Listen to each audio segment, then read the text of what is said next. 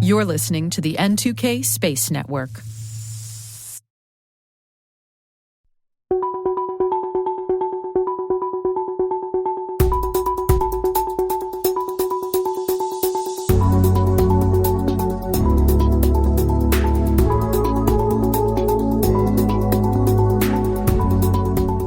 Those of us who really grok space could probably stand to do a better job of explaining to the broader public not just what's happening in space, but also why it's happening and why it means great things for all of us on Earth. One of the people working to do just that is Christina Korp, the founder of Space for a Better World, a foundation formed to educate and inspire people all over the world about why space matters for everybody.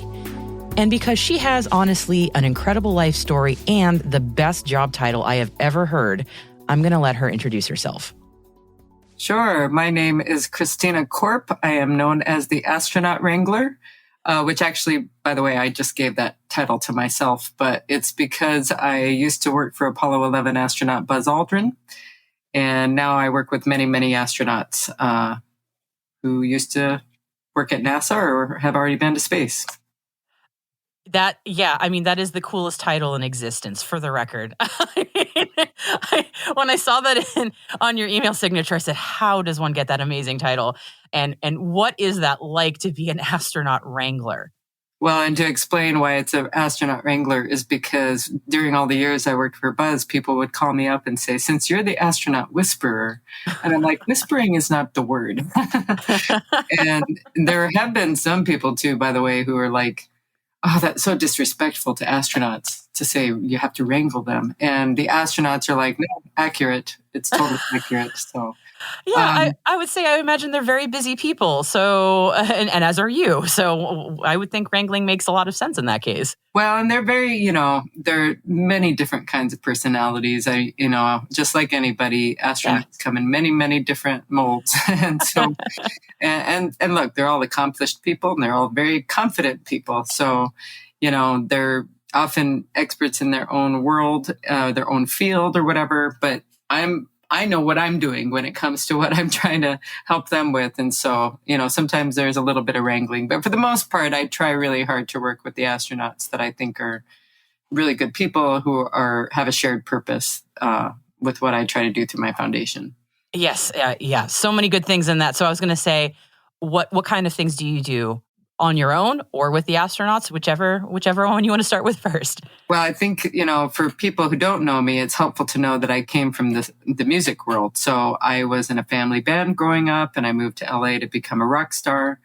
And my whole life was about music. I was signed to Warner Chappell as a songwriter, and I sang backgrounds on Ringo Starr records. And I toured all over the world singing primarily in Spanish. And I don't speak Spanish very well, by the way, but I can sing it.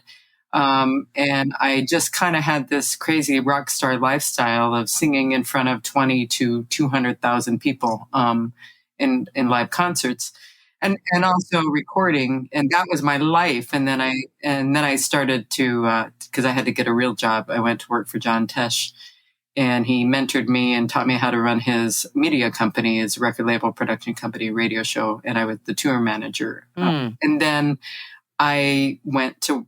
I wanted a quiet, boring life for a little while because I had this total rock star lifestyle. And I went to work for Buzz Aldrin. I answered an ad in the Hollywood Reporter. And it was one of these things where I had no idea what was going on in space. I just was looking for a job that I thought was going to be a good, more quiet, simple job compared to what I had been doing.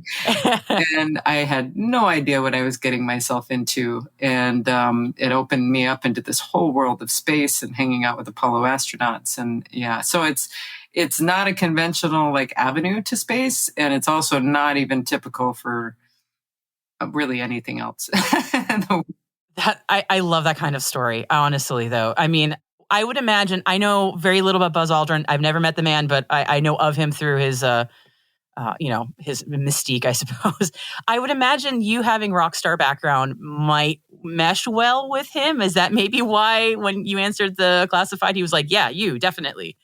Well, so the funny thing is I didn't even meet Buzz in my early interviews, it was his ex-wife and her daughter who were really the ones running the company who needed the help with managing his appearances. So they wanted somebody with an entertainment background who knew how to handle that kind of thing, especially someone in LA. And for me, I had just been hanging out with Aerosmith and people like that. So to me, dealing with... I'm in Boston, so that's a big deal. Yeah, so dealing with Buzz Aldrin and thinking of this old dude who walked on the moon, I was like, man, this is going to be a piece of cake compared to what I was doing, just to deal with one guy and also someone. I mean, I literally just thought he must just read the paper every day. This is going to be pretty boring. And I thought, well, I could use some boring. It's been a while. But, and I mean, initially it really was fairly quiet and he was just doing typical, like corporate gigs and that sort of thing. But as the 40th anniversary of Apollo 11 came up, because I started with him in January of 2008,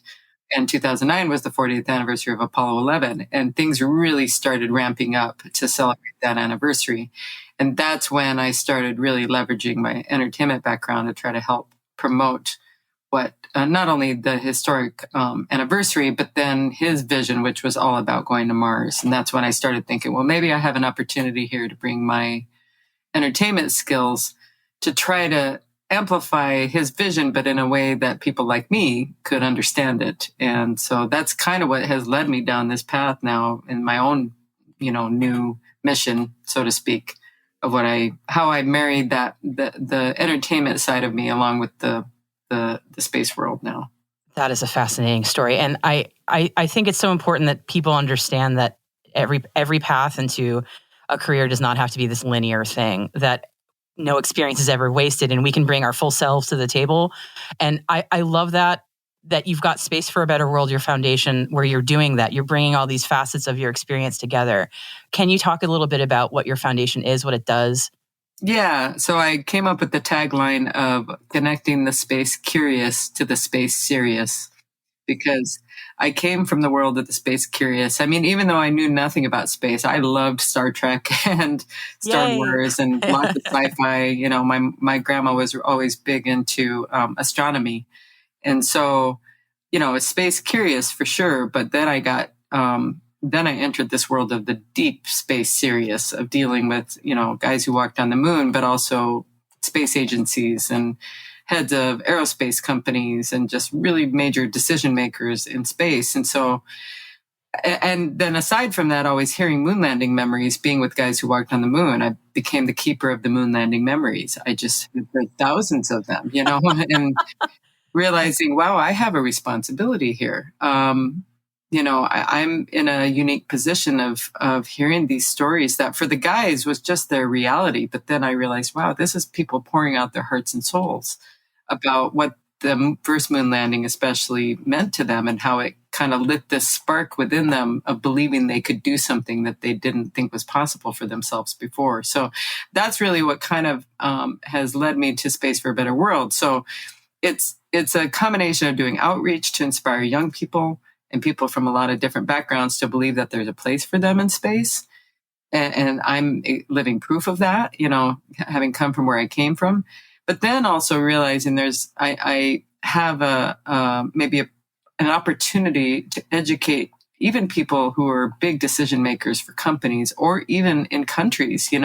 That's something that I realized when I went to the World Economic Forum in 2019 and again in 2020, just before the pandemic, is how little a lot of those decision makers who say they want to save our planet know is at their disposal through space, like that there are tools here that are really valuable to help some of the world's biggest problems. And I really feel that space is the place for those solutions. So that's what I'm trying to do, is help educate people and create content and do outreach and speak about it whenever I have a chance. I think that's such an important mission. And I'm so curious, what you just mentioned, the fact that a lot of people don't know that there's that space. I love space as a place. It's a great line.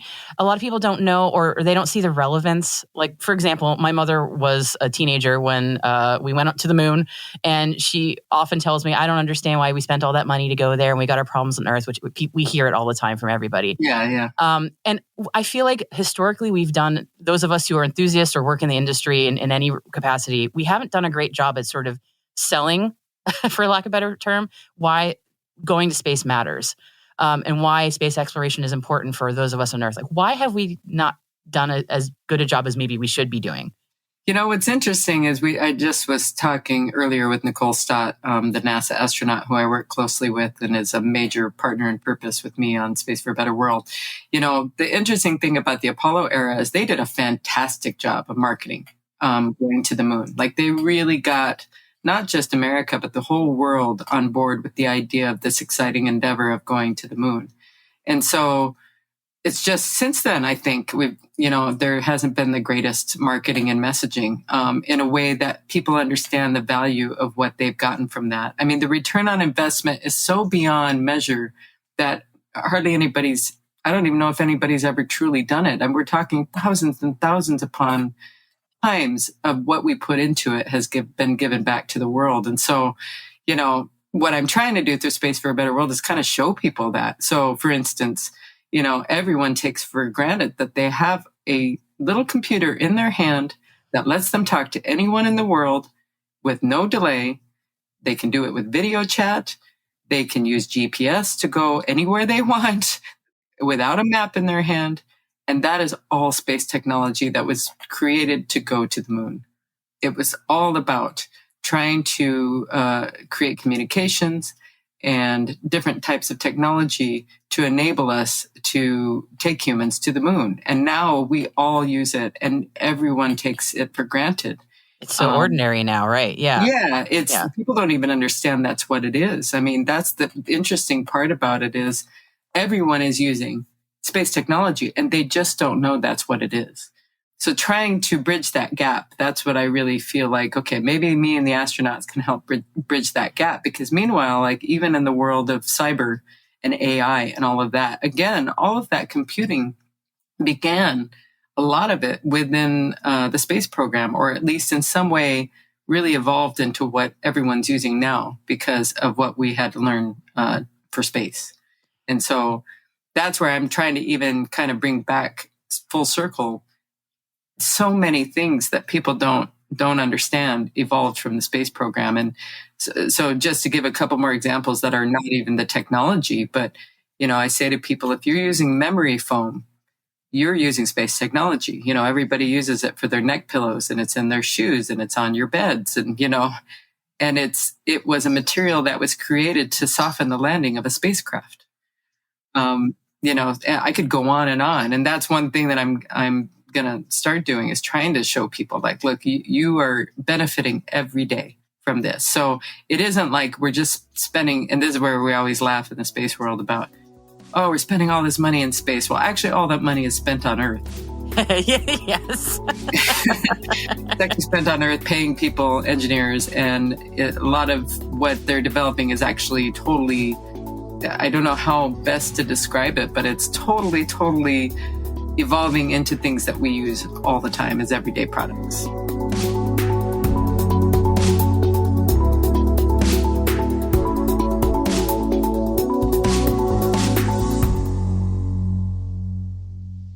We'll be right back after this quick break.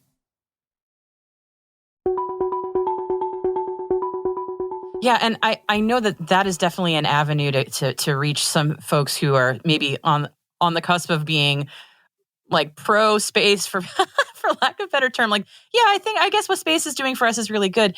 I'm wondering, how do you reach people who are really cynical about it, who are just, I guess, really, really like, oh, I don't care about that. I'm down here and that's up there. I mean, does that get through to them if you're telling them about the cool things that exploration and scientific development have done for them, or is there some other avenue that you found sometimes gets through?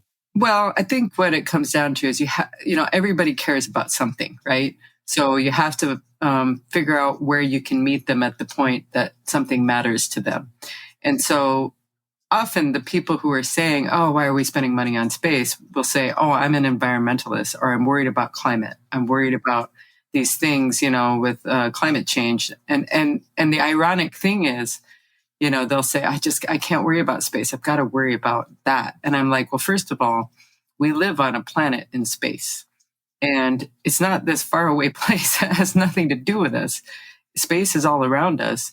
First of all. Second of all, it's actually NASA and the European Space Agency and all the different agencies that are giving you the climate data. That's where it's coming from. It's not just some nebulous thing, out in the universe. We're just learning this. It is the space people who are providing that data and are working in cooperation with NOAA, the National Oceanic and Atmospheric Association or Administration. And it's not a separate thing. That's what I think it has to come down to, is you find something that people care about. I met some people back in London last year who care about animals. And so then I said, well, so did you know that they're using AI with satellites in orbit that are able to track, say, like the gorillas or endangered elephants easier from space than on the ground? Because it's easier to police the poaching efforts or keep track of the animals using AI in orbit than it is with just people driving around on the ground. So that's where I think if you can meet them at the place about the thing that they care about and show them how space can help that particular thing, I mean, that's where I feel like I'm starting to get more people to understand the value or at least not be opposed to it. That's a great point. And how can those of us who are space enthusiasts, what would you, so that's one recommendation, meet people where they are. Any other recommendations to those of us who maybe are trying to win over a skeptical family member or a friend, and anything else that you might recommend in those conversations, those day-to-day conversations? Well, I have to tell you, if they're a flat earther, you're not going to change their mind. Yeah, we'll throw that one out. Yeah. People who believe in the basic tenets of science. We'll start with that.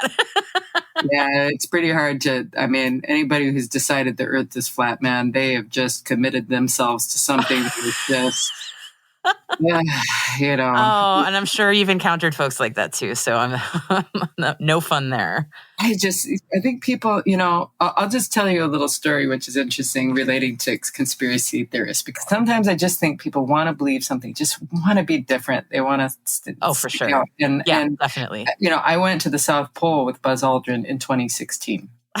And the way you so casually said that, by the way, it just kind of blows my mind. It's a weird statement, but it's true. And when we got there, he got high altitude pulmonary edema, and we had to be evacuated because he got very sick. And we went from one side of Antarctica to the South Pole, and then evacuated to the other side to McMurdo, and then home. And in the course of that flight from the South Pole to McMurdo, actually, I guess it was from when we were going on to New Zealand, because we had to go to New Zealand. That was the closest place from McMurdo. We had put out a press release, that he had gotten sick.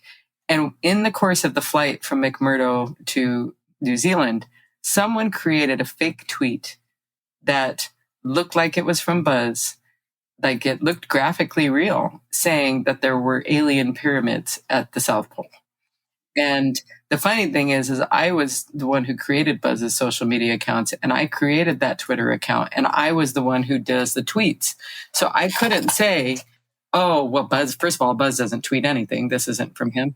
But I just, had to say, like, this is not real. And a lot of people would reach out to me. And I just picture somebody sitting in their basement just thinking, I'm going to mess with a bunch of people and create this complete fabrication. And so, I mean, to this day, people will still message me saying, please tell us about the alien pyramids at the South Pole. There's nothing there. There's the pole, and there's a research facility by the National Science Foundation, and there's nothing else. Yeah. I'm going to tell you that right now. And so anyway, I mean, I think if someone is just dead set on not listening to you, I just think it's pretty hard to change their mind. But I think if someone is willing at least to hear you out and be curious enough to go and explore, you could always guide them to things. And that's what I'm trying to do with my network, and try to do some storytelling that shows them. Because look, all of this is at your disposal on the internet. I mean, unfortunately, trustworthy sources. Yes. Yeah. Unfortunately, there's a lot of nonsense on there too. But this is all on the NASA website. Now, do they present it the best way? I mean, there's a lot of sifting to do, and that's where we're trying to help guide you to the stuff that maybe you care about. The other thing is, like with the moon landing conspiracists who don't believe we landed on the moon. I mean, the funny thing is we landed on the moon 6 times. 6 moon landing sites, which, by the way, I did not know until I worked for Buzz either. So I understand why some people wouldn't they would think there was one moon landing, and why would we just go to the moon once? Well, we went there. And why are we going back again? Yeah. And we landed 6 times, and we're going to go back again. And this time we're going to do it as an international endeavor on Artemis. But to back up to the conspiracy theory thing, Google has a lunar orbiter, and they have mapped the whole entire moon. It's Google Moon. You can look for it. And you can zoom in and see where Apollo 11 landed, and even the tracks of where Neil Armstrong went to the edge of the crater with his, moon boot tracks.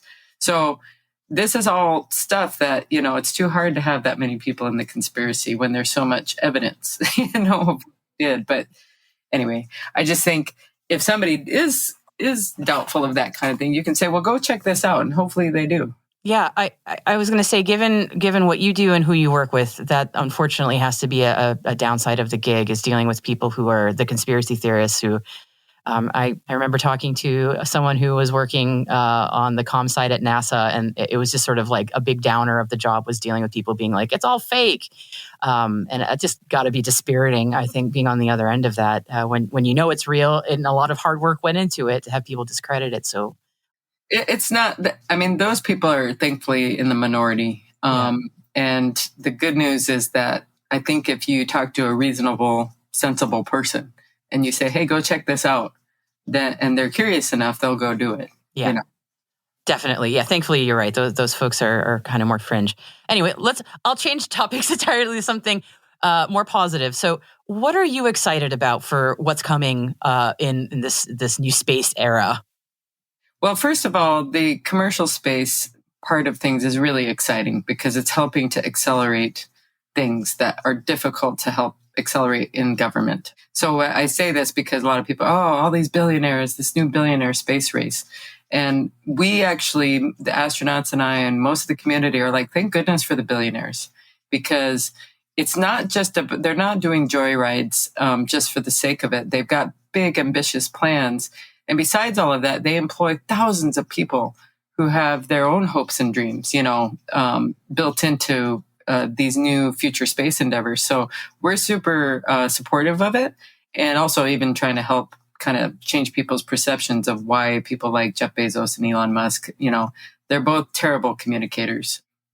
But what they're actually trying to do is actually amazing, and we need that kind of crazy ambition to do the things that they're doing. And meanwhile, NASA has the Artemis program, and there are, I think, 23 nations in the world have signed the Artemis Accords, and this is the missions to go back to the moon for a human presence, like a permanent presence, to build a moon base. And again, people will, why are we going to do that? Well, everything we will learn from that will benefit and turn into new innovative technologies that will benefit the whole world.